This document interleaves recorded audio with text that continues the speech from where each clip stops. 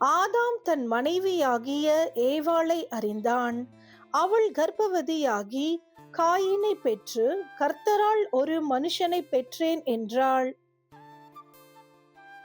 பின்பு அவனுடைய சகோதரனாகிய ஆபேலை பெற்றாள். ஆபேல் ஆடுகளை மேய்க்கிறவனானான். காயின் நிலத்தை பயிரிடுகிறவன் ஆனான். சில நாள் சென்ற பின்பு காயின் நிலத்தின் கனிகளை கர்த்தருக்கு காணிக்கையாக கொண்டு வந்தான். ஆபேலும் தன் மந்தையின் தலையீற்றுகளிலும் அவைகளில் கொழுமையானவைகளிலும் சிலவற்றை கொண்டு வந்தான். ஆபேலையும் அவன் காணிக்கையையும் கர்த்தர் அங்கீகரித்தார்.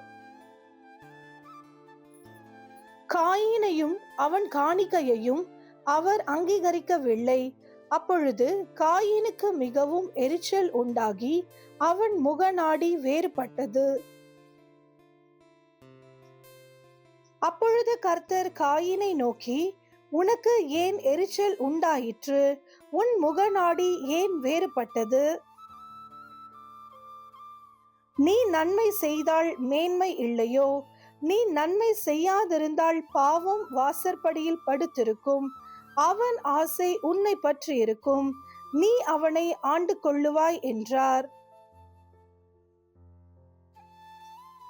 காயின் தன் சகோதரனாகிய ஆபேலோடே பேசினான். அவர்கள் வயல்வெளியில் இருக்கும் சமயத்தில் காயின் தன் சகோதரனாகிய ஆபேலுக்கு விரோதமாய் எழும்பி அவனை கொலை செய்தான்.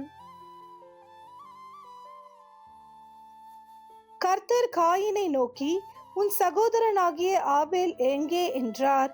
அதற்கு அவன், நான் அறியேன், என் சகோதரனுக்கு நான் காவலாளியோ என்றான்.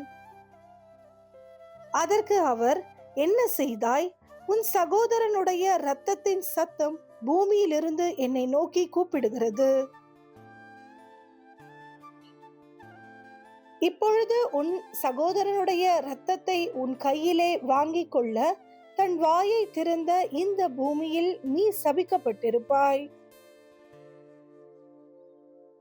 நீ நிலத்தை பயிரிடும் போது அது தன் பலனை இனி உனக்கு கொடாது. நீ பூமியில் நிலையற்று அலைகிறவனாய் இருப்பாய் என்றார். அப்பொழுது காயின் கர்த்தரை நோக்கி, எனக்கு இட்ட தண்டனை என்னால் சகிக்க முடியாது. இன்று என்னை இந்த தேசத்திலிருந்து துரத்தி விடுகிறீர்.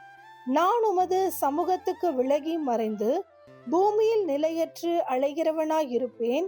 என்னை கண்டுபிடிக்கிறவன் எவனும் என்னை கொன்று போடுவானே என்றான்.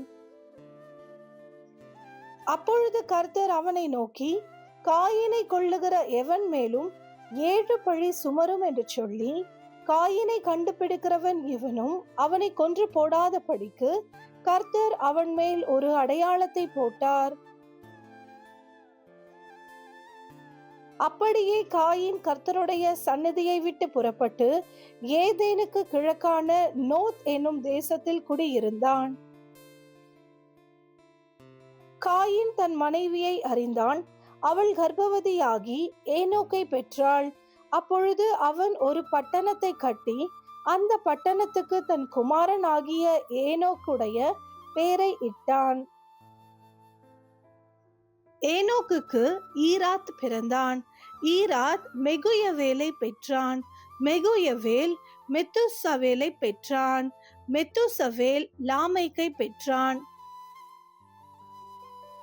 லாமேக்கு 2 ஸ்திரீகளை விவாகம் பண்ணினான்.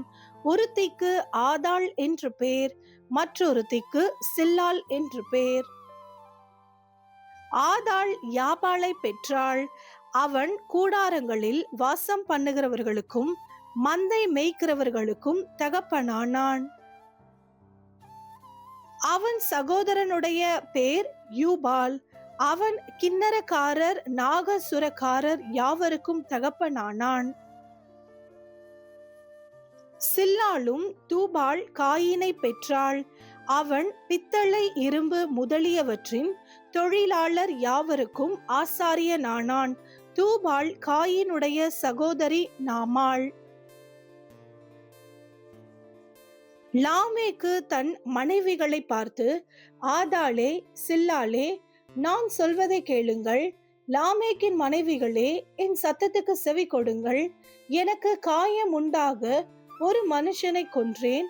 எனக்கு தழும்பு உண்டாக ஒரு வாலிபனை கொலை செய்தேன். காயினுக்காக 7 பழி சுமருமானால் லாமேக்குக்காக 77 பழி சுமரும் என்றான்.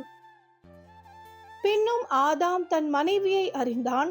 அவள் ஒரு குமாரனை பெற்று, காயின் கொலை செய்த ஆபேலுக்கு பதிலாக தேவன் எனக்கு வேறொரு புத்திரனை கொடுத்தார் என்று சொல்லி அவனுக்கு சேத் என்று பெயரிட்டாள். சேத்துக்கும் ஒரு குமாரன் பிறந்தான். அவனுக்கு ஏனோஸ் என்று பெயரிட்டான். அப்பொழுது மனுஷர் கர்த்தருடைய நாமத்தை தொழுது கொள்ள ஆரம்பித்தார்கள்.